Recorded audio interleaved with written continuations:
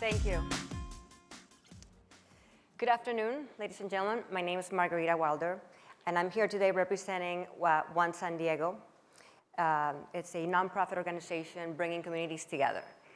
I proudly serve on the board because, unlike other profit organizations that I've sat on, One San Diego, it's a young organization, but it's actually really creating a positive impact in the San Diego community, which is close to my heart. My day job. I am the Senior Vice President and General Manager for Entravision Communications in San Diego. Entravision is a media company that owns approximately 50 TV stations and 50 radio stations throughout the United States, and now has a very powerful digital network because our industry has evolved into that as well. One of the most important things that I do is try to engage and retain consumers. As you all know, my industry is governed by ratings. Without ratings, we don't sell, we don't make any money, we don't do anything.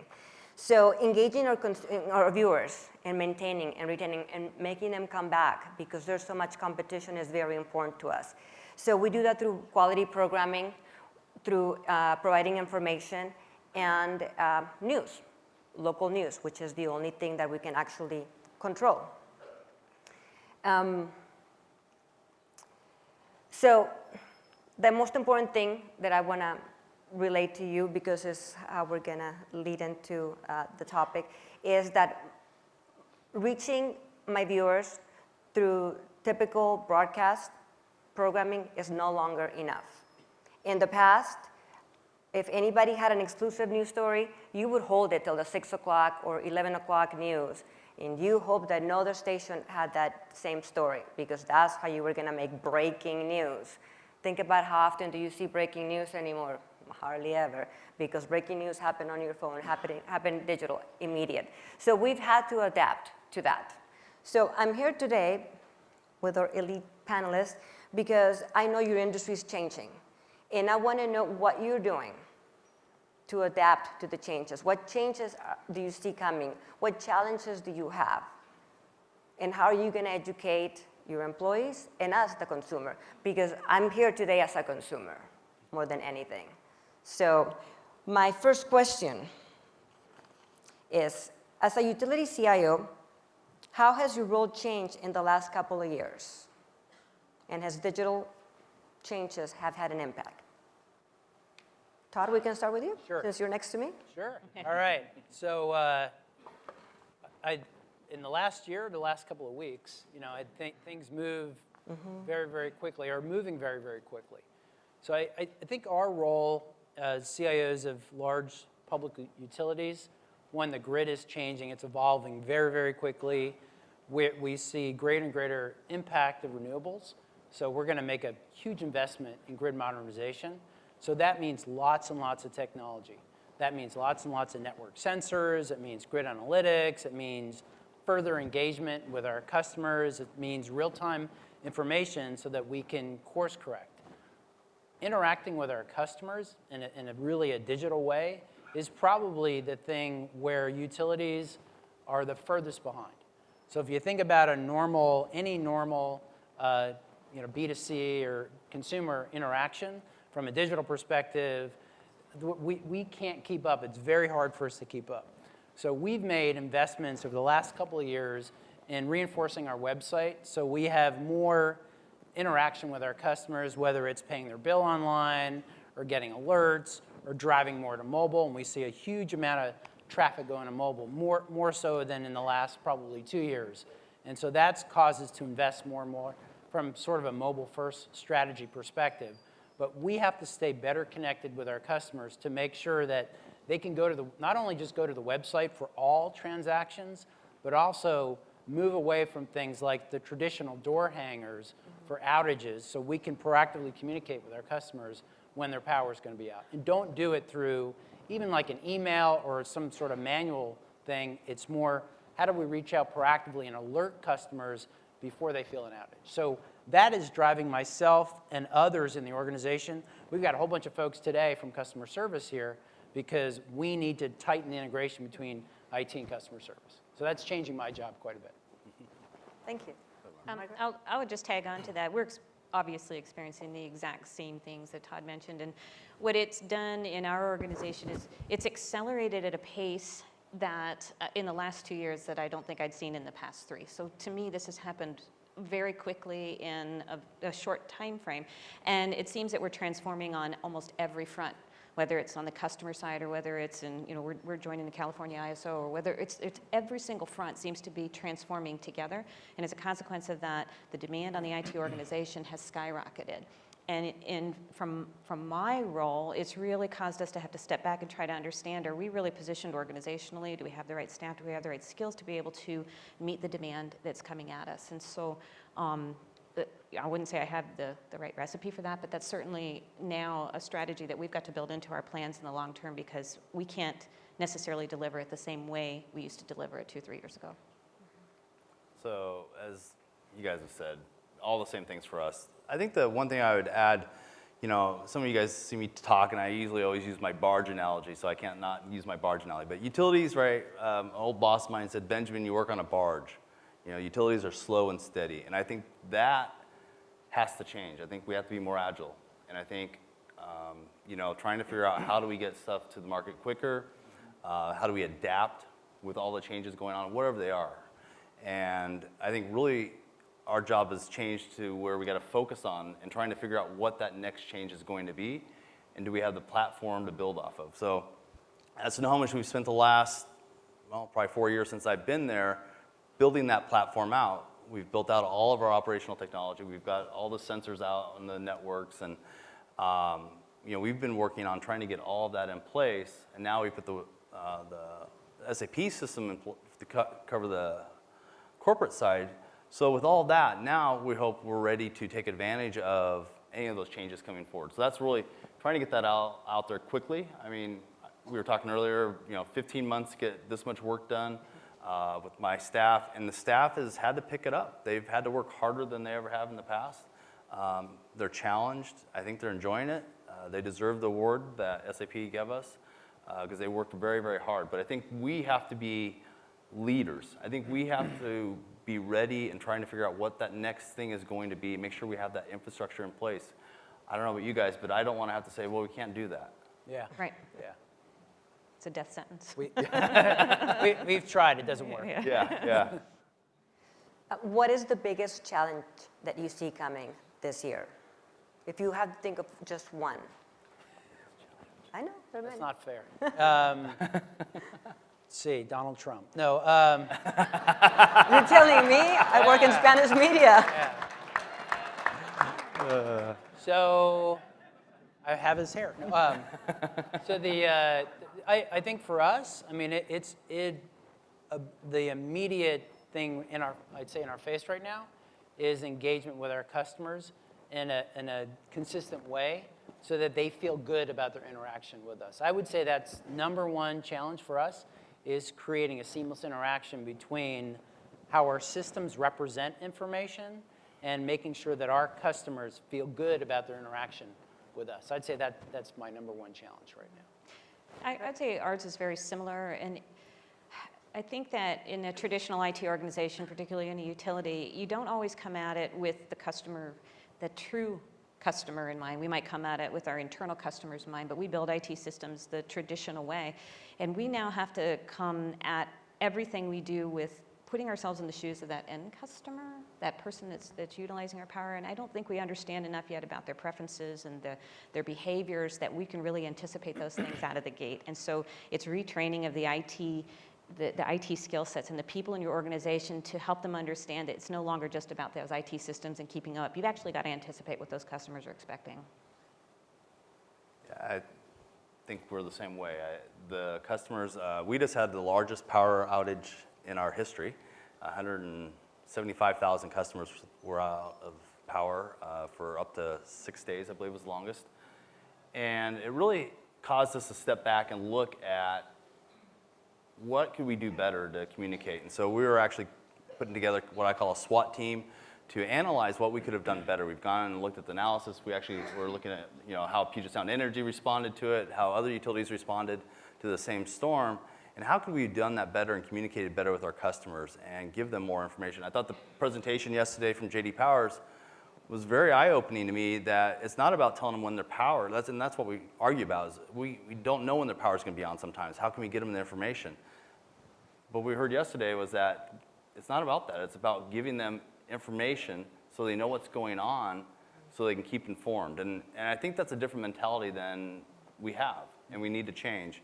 So just trying to make that change, that even within our own organizations, that they need to start thinking we need to be more transparent. I think it's a big change for utilities. We used to, closed walls. Mm-hmm. Can I share a story that Sure. tags on to Benjamin? So Benjamin and I got to experience the same storm. and I will just share a story that doesn't make maybe IT sound all that great, but I think it's worth sharing because it directly ties to what Benjamin's saying about really understanding customers and what their expectations are during these events. So in the traditional way that we prepare for a storm, of course, our IT organization was doing everything that we normally do.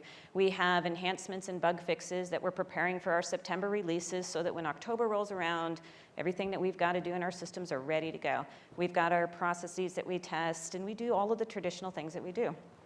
So, of course, we know the August storm is coming, and it comes with a vengeance. And we staff IT directly in the emergency command center. We have an IT manager in charge there. We've got 4 or 5 people on staff directly. We have our 24/7 monitoring, all the things that probably all of you do.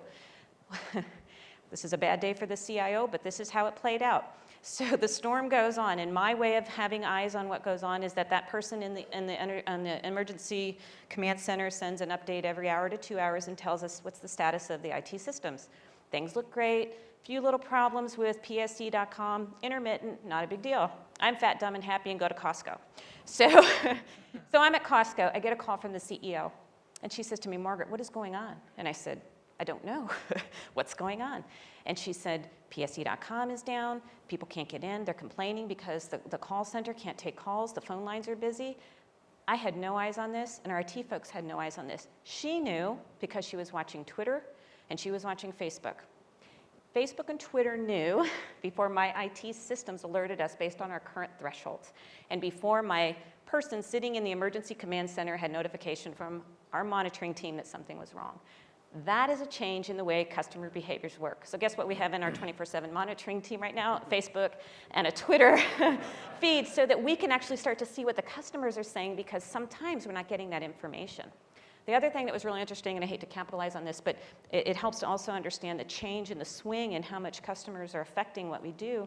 A similar storm in December of 2014, very same size, that we experienced, we had 183,000 hits to our outage map. Fast forward to August, 9 months later, 900,000 hits to our outage map. That's why our systems crashed. We didn't have enough capacity because we planned for a typical storm, or maybe double that storm, but we got 4 or 5 times that storm. So we have to start to think about how all of these things change and how rapidly they change, and triple it. Do whatever you have to do, but of course my directive now, we have a task force too, and those systems will not go down during the storm season. So. And I think what's important about social media, because we are getting a lot of information from our customers. We had customers putting out, "Here's our address. We don't have power. When are we going to have power?" So we also have an obligation, I think, to help educate them. Don't do this. Let us know, but don't do it publicly. Don't tell everyone in the world that your power's out, because there's safety reasons for that information being private. I sit down and I have an application that monitors all of everything said about Snohomish on the internet. And so I sit there and I'll look at my iPad during the storms and I'll listen, and I take snapshots of the screens of the comments that we should be aware of, and I send those off to our communication folks and all that. And I think what happens is we get kind of myopic in our review of what's being said about us, because that's kind of like someone talking to you. They'll tell you one thing to your face, but another thing behind your back. And a lot of stuff's being said behind your back. And so don't just think about what's on your Facebook or your Twitter feed. You got to look at what's being said everywhere. And it's important that we have that perception. I was sending those comments out to our CEO and I think that's why we're like going, wow, we got to change something here. So one of the things we've done is, obviously with the advent of social media, that's where everything goes first with any significant outage. So we've had is customer service, corporate communications, they're actually staffing the social media websites, and they actually react and they engage in conversations with customers, and they deal with outages directly. Yeah, but what are you doing to educate clients? Because, well, there's a generation that is so Facebook and so Twitter, but then there's some other ones that you will never get in there, Yeah, right. ever, ever. So what are you doing to educate the masses? One thing that I realized when I started doing a little bit of research before coming to speak to you is how little I know about your industry. I mean, I know that I have to pay it. I know that, I expect it, but how little I know the importance of it, because I tell in my managers' meetings, I always, my news director says, oh, well, I'm the link to the communities, so the news department is the most important. My sales managers are like, hey, we bring the revenue, so we're the most important ones. But in reality, my engineer can just go down to the tower and turn the power off, and it doesn't matter if we have the best newscast and a gazillion dollars booked, it doesn't matter. So I know the importance, but as a consumer, I know very little what goes behind the scenes. I probably would go into your mobile sites, but my parents probably wouldn't. Right. So what are you doing to educate the masses? It's a good question. I don't think we have an answer. I mean, personally, I don't know if we have an answer how we're going to educate them. I think we're trying to figure that out. I think it's something we need to be doing. I think we're educating ourselves first, and that's where we're starting. And we're trying to figure out what is, today it's Facebook and Twitter, tomorrow it's Instagram, and whatever's next, right? Where's my daughter? She knows all the latest ones. What are those 20-year-olds, right? Because we have a ton of apartments in our territory, it's just like everyone else does. And those are people that are fresh out of college, and they're expecting to get that information in real time. Our hope is that we'll be able to text even your mom or your dad, my aunt and uncle. It's funny to have my 86-year-old uncle texting me. But be able to text him and say, hey, we know your power's out. We believe we're going to have it on within this amount of time. Just imagine the comfort that's going to bring to those people that are in that older age group. And then the younger ones are just going to expect it. Oh, power's out, I'm going to go to my friend's house, right? They're going to, different response, but it's going to be nice. And a good friend of mine's mom was in the power outage, of course, and she calls him up, and I'm right there, and he goes, well, Mom, I'm sitting next to the CIO at Snohomish, I'll ask him. And I'm like, I can't give her an answer. But that's, but she wanted to know, does she need to have him come pick her up and bring her to his place because his power was on, and so those types of things. So we've got to figure out how do we get that information out there, and how do we connect with all the different generations in the way they want. And so that's what we're hoping to figure out. I think outside of educating on outages and those types of things, one thing that most utilities I think do pretty well is educate on energy efficiency. There's a lot of community outreach efforts that go on that we partake in. We're always out in the community doing light bulb exchanges and a variety of things like that. And I think we could learn a lot from what we've done on the education on the energy efficiency side to extend that out to the broader masses to help them understand a little bit more about just the general utility and how it works and their part in it. We've done, I think, a fair amount of outreach, either through social media or directly, out in the municipalities, building relationships with local governments, providing circuit map data for those that actually are interested in it. But I do think that Facebook, which is, I guess, now for old people, Facebook is going to... You're on it, right? I'm on it. What's Facebook? I'm on it. Yeah. So, Facebook in a number of, probably a year or two, is going to be eclipsed by Twitter. I mean, my 14-year-old daughter, she's not on Facebook. She's on Instagram. She's on a whole bunch of places that I wish she didn't go to. But that, I mean, even that is just a whole evolution of the younger folks coming up, and how they're going to interact is completely different than what we're currently used to. And I think one of the things we are starting to do, though, is, and during these storms, we're able now to use that technology to get like photos out there. So I think, people are like, well, the power's out, it looks fine out there, why is my power out for so long? They don't see that, there's 23 trees all falling across the lines over a quarter mile, and we got to clean all that up and then repole everything, and they don't see that. And so getting those photos out, I think, does help a little bit. At least helps give them an understanding of what we're trying to deal with. So I think that's one thing we've talked quite a bit about. We need to get more photos out there, more videos, help people understand the dynamics of what we're dealing with. Not necessarily for sympathy, because that's how it may come across, but really trying to help educate them on what we're up against, so then we can hopefully give them better information about where we are in our restoration. Do you collect mobile databases? Just Do we have, texting, yes.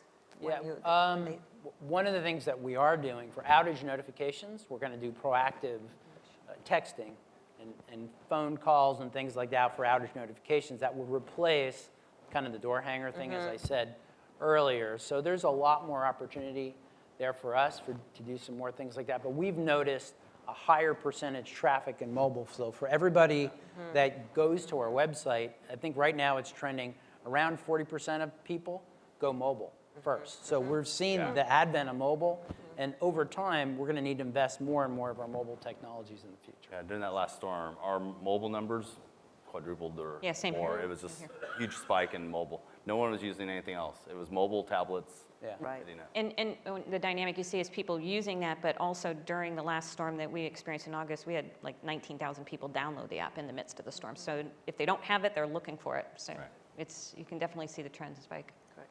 What about your staff? How do you keep them educated and engaged?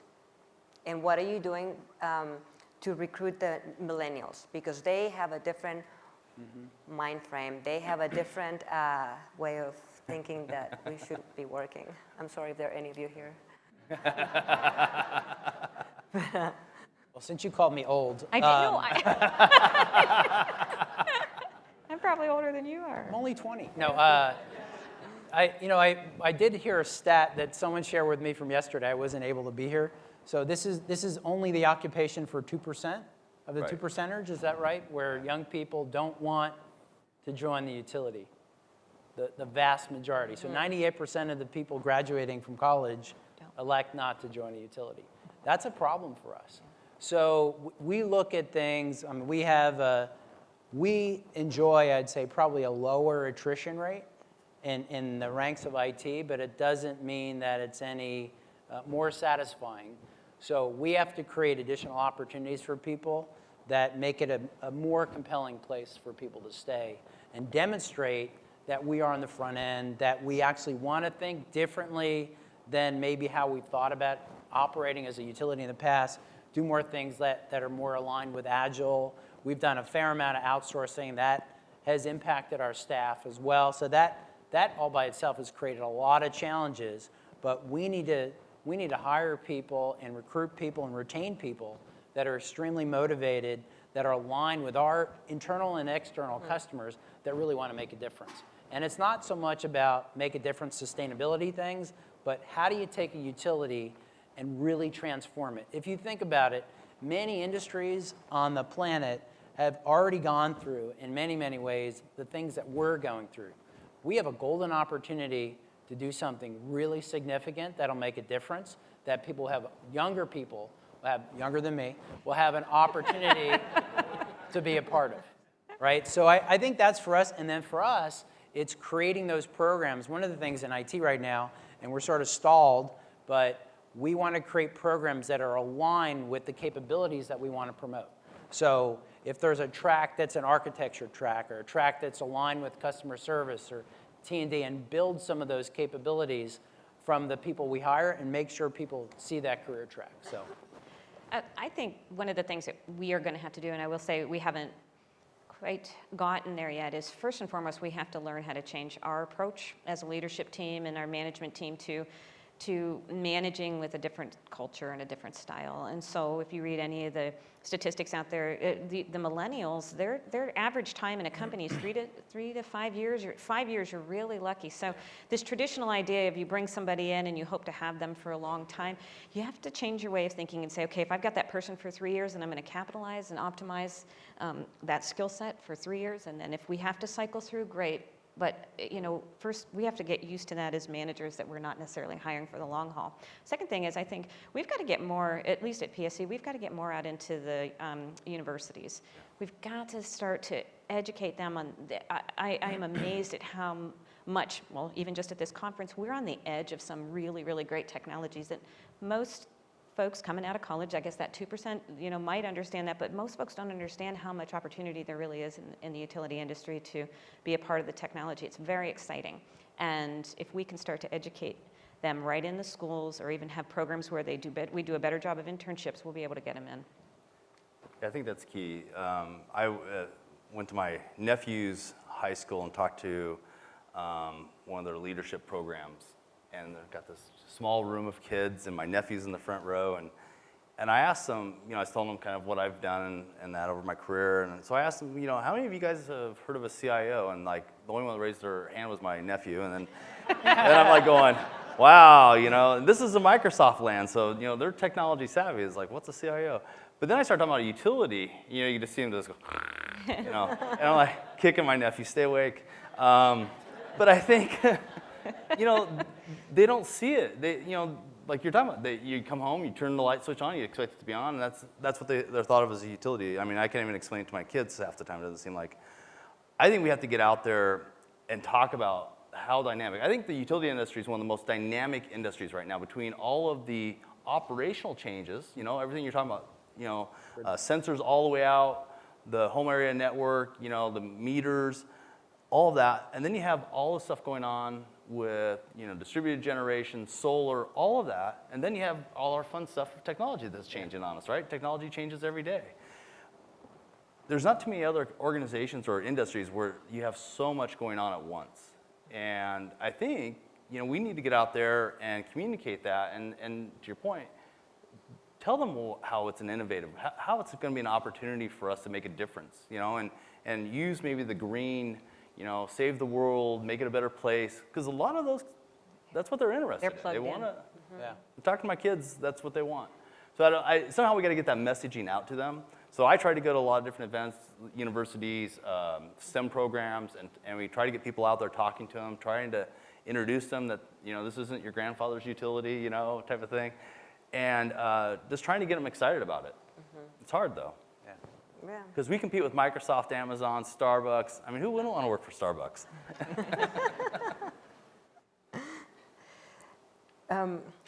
So if we were to sit down next year, a year from today, what do you know that's changed, and a change that you see coming, but you're not ready for it? Besides, so it's coming. Like, I'll give you an example in my industry. When I remember sitting at a meeting with somebody, and they said, no, television's going to be, you're going to have dot one. So you channel 1, 2, 3, 4, 5, and then you can do 1, 1, 1, 2, 1, 2. I was like, that's ridiculous. How's that going to happen? That's not too long ago. And then we're beyond that. That's old news. So what do you see in your industry? And I say a year from now because it's changing so rapidly. That's a tough one. Yeah. Well, and I think it's part of some of the challenges that we're all talking about, but as there's more kind of distributed energy resources on the grid, there's battery storage. And the more and more activity that happens where basically you're getting your power from somebody that's not the utility, and we're the concern is there a threat at some point in time of extinction of the normal utility model? That's a challenge I think we're not really ready for, which is how do we offer something more than, I think the analogy that you were starting to say is you didn't know much about the utility, you knew you had to pay it. I think you're almost comparing us to the IRS. So it's sort of like, well, I have to pay. Ouch. That's what it felt like, right? Yeah. So how do we become impactful? And how do we get in front of these things so that there's meaning to our customers beyond what our current role is? Because it has to change. Technology is evolving so quickly of all the things we've talked about, and the consumerization of technology, things like my fun little Apple Watch here, battery storage, all those things, and the Tesla and things like that, it's changing. It's going to change dynamically, and it seems like there's a tipping point. And the tipping point could be 3 years from now, 5 years from now, but the speed with which we're going to need to change is beyond 5 years. And that, to me, is problematic because we see it coming, But the changes that are needed are changes that require 10 years of time, given our historic view about how we do change. I think that's the thing that concerns me the most is, are we ready for that? And it's coming at us pretty quickly. And what's going to add to that complexity, I think, is how do you structure the rates? Yeah. Right? Because I think in certain, Germany, I think, is one of the countries, in Australia, they've seen where the way the rates have been structured historically are starting to do a wealth shift. So the wealthier pay less, and the people that can't afford it are paying more. How do we make sure that what we're doing is right for our customers, right? How do we, as all that, as they start getting solar or distributed generation, some source, and all the new electric cars. I see probably a dozen Teslas a day when I'm driving now between my 20-mile commute on the freeway. How are we going to structure our rates so that they can be effective and well distributed? I think one of the things we're going to face is, and we're not unique at PSE, but if you take a look at customer base, I think generally speaking, your customer base is going to decline, right? Because of distributed energy resources like solar, there's things like municipalization, energy efficiency. It may not be a loss of a customer, but because of energy efficiency, revenues are going to continue to decline. So if you just look at the pattern over the course of the next 10 years, the typical utility, if we stayed exactly the same, we're going to have loss of customer and loss of load. So what do we do? So utilities are going to have to enter into new revenue streams. What those look like, I don't know, but it will require new skill sets, it will require new systems. It might require regulated versus unregulated. It might make changes in your rates, and I don't know. I think they're going to be coming quickly. I think we're going to be faced with it across the industry. There's industries out there that are providing consulting services right now. In the Northeast, there's some utilities out there that are going into homes, and they're offering energy efficiency consulting services, and they'll come into your home and they'll create the energy efficient home of the future. They'll make a recommendation. They'll offer you different packages. They're partnering with other people who sell generators. If you want the reliability and sustainability package, great. We're partnering with these, folks. Here you go. There's all kinds of ideas out there to drive different streams of revenue, and I'm not sure how quickly those will come. But I think it's a whole new skill set and a whole new dynamic that the utility will have to take on. That is it's not definitely something we're experiencing right now, right? Yeah. Everyone's experiencing, especially in the Northwest. We've had amazing weather. Don't want to tell everyone that, but we've had better weather than California this year, I think. It never rains in California, by the way. Just Except today. But we're seeing that, right? Where our load is either higher, or either a little bit lower or staying the same. With the weather the way it is, no one has ACs in Seattle, right? You just open all the windows, and so it's been pretty interesting. And then you still have the increase in operational costs. Absolutely. How do you manage that? And so I think a lot of utilities are starting to step back and say, okay, how are we gonna manage all these different dynamics? Are we ready for it? I don't know. Okay, one last question. How do you guys feel about the electric car, since California has the highest percentage of them? Electric what? Electric cars. Oh, cars. I love the Tesla. Who doesn't? Do you own a Tesla? I don't. Okay. You hesitated. Yeah. I know. Well, I've sat in one for about a half hour one day at the mall, and my wife's like pulling me out, and I said, but I really like this car. And I have a few friends that have them. They speak very highly of them. But I think, we predicted when I first got to Snohomish that there's going to be a lot more electric cars. We had a lot of employees buying Leafs and such, and then we kind of saw it just drop. It went up like this, and then all of a sudden just stayed.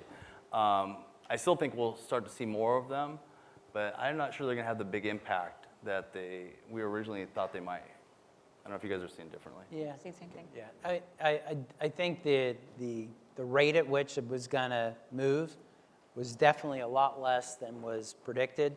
But living in California, so I have a Volt, so it's hybrid electric vehicle. It also has the benefit of getting me in the carpool lane, which is super important in Southern California. But it's kind of funny. I didn't know that I was into it. I really bought it for the sticker, but it was really expensive sticker. So, but what I find is there is a great amount of convenience with being able to plug in at home and the increased range and capabilities.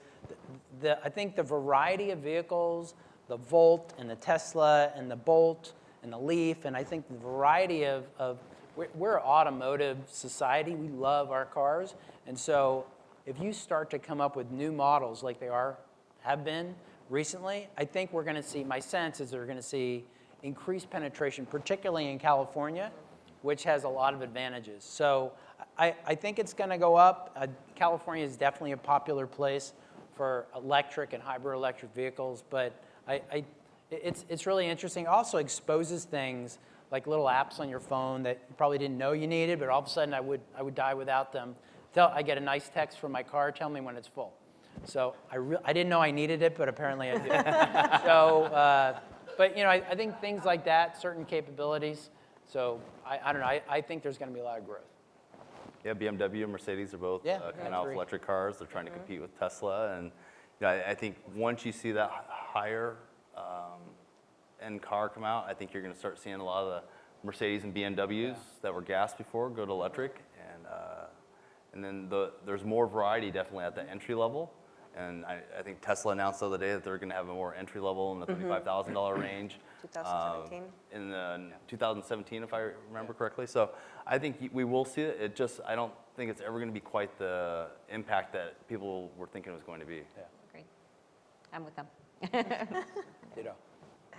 Any last comments that you want to share? Thank you. No? Well, thank you. Thank you. Thank you. It was fun.